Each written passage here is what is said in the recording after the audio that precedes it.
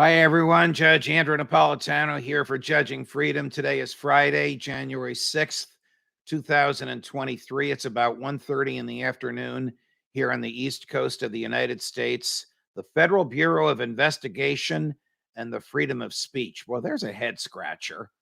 When I was in law school, you would never even put those two, the FBI and the First Amendment, you'd never even put them in the same paragraph, much less the same sentence. But the modern FBI, I have argued in my essays and op-eds and speeches, has become not a crime fighting entity, but a crime predicting entity by becoming a domestic surveillance entity. And it's actually gotten worse than that.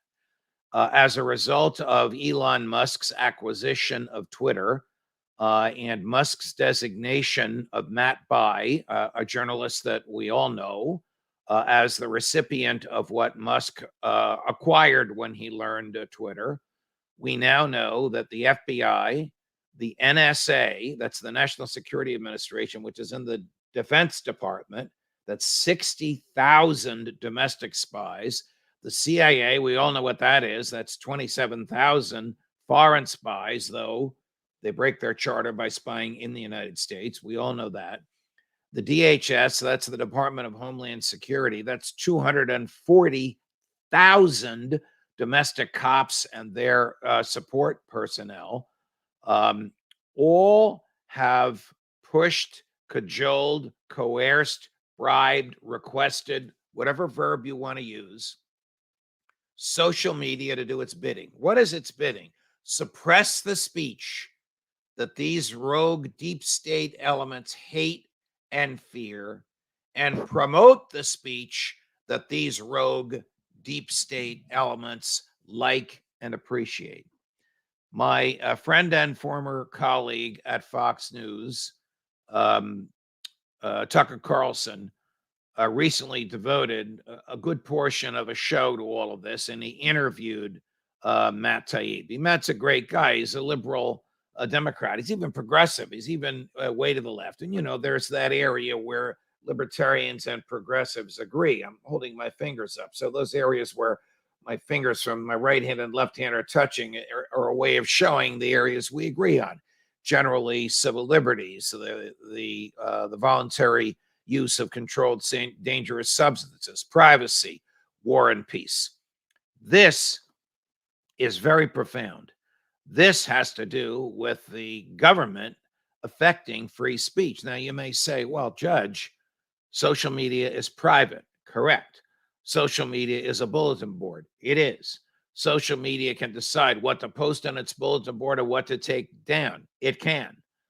But when social media does the government's bidding, either in return for a favor from the government or because the government has pushed it into doing so, then social media becomes governed by the same First Amendment that governs the government. So the FBI can't go around on its own suppressing speech because of its content.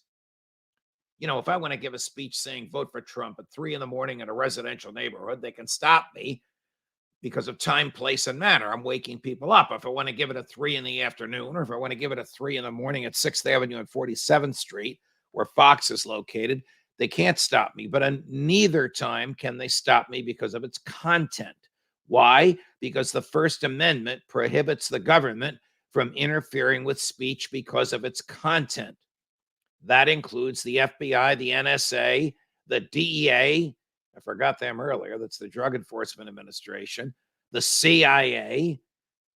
But when they use private enterprise, when they use social media to do what they can't do, then the same First Amendment that governs them can be used by courts to govern and restrain social media. It may very well have shot itself in the foot and have lost its ability to decide what goes up on the bulletin board because it suppressed speech on the basis of its content.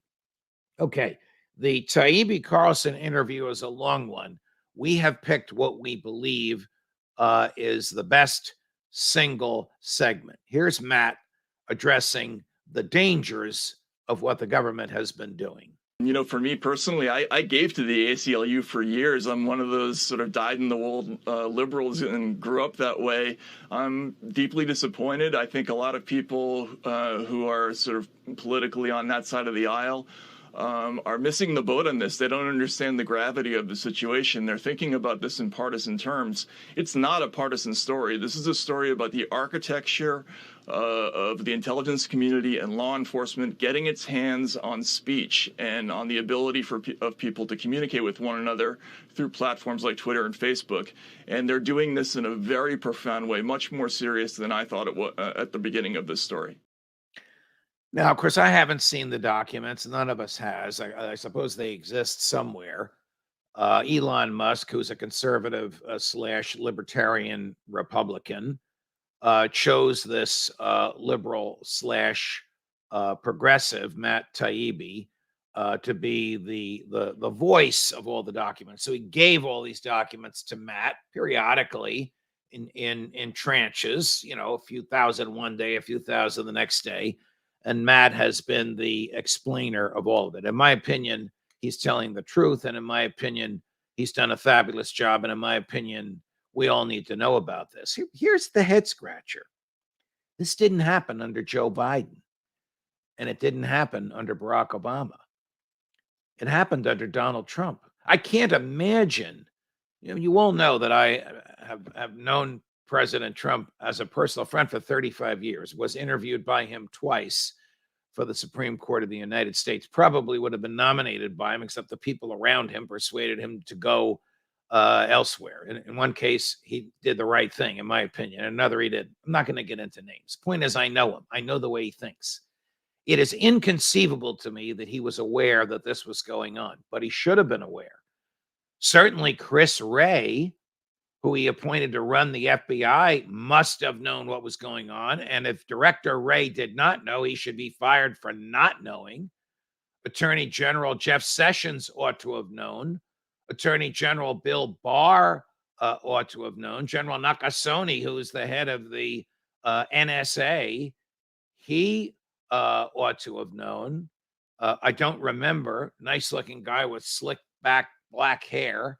Usually had a day or two growth beard, who was the acting secretary of DHS during the last 2 years of Trump's presidency. He ought to have known. General Kelly, who was the Trump chief of staff, and before that was the secretary of DHS, he ought to have known. The young woman, I forget her name, Kirsten, forgetting the last name, forgive me, who succeeded General Kelly, running DHS, she ought to have known. And if the people Donald Trump appointed to run these aspects of the government did not know what those people were doing with the power we have given them and the money they have taken from us, then they should have been fired. I'm going to be a little critical of Trump. This is what happens when you have a president who is more interested in the size of his audiences when he speaks and his approval ratings than he is in the instrument of government. Because when the instruments of government are taken away from him and being used by rogues in the government to harm human liberty in a way that this president, had he known about it, would never, ever have approved, we have an ineffectual president with ineffectual appointees. It's not too late to do something about this. Whatever the outcome of the vote for a Speaker of the House, and I have been cheering on the rebels. I would not vote under any circumstances for Kevin McCarthy. Whatever the outcome, the Republicans will control the House. Jim Jordan, who is fearless, will become the chair of the House Judiciary Committee. And I have encouraged him in private and will do so now publicly. Please investigate all of this. Put Chris Wray under oath and find out what he knew and when he knew it. Put whoever was running DHS under oath. Put whoever was ever running DEA under oath. Put who was ever running NSA under oath. That the government of the United States of America would coerce or bribe private enterprise into suppressing free speech because of its content is one of the more reprehensible episodes in the history of the country. That it happened behind our backs makes it more reprehensible. That we know about it now means we must do something about it, or we're complicit in it. Whew. Judge Napolitano for Judging Freedom.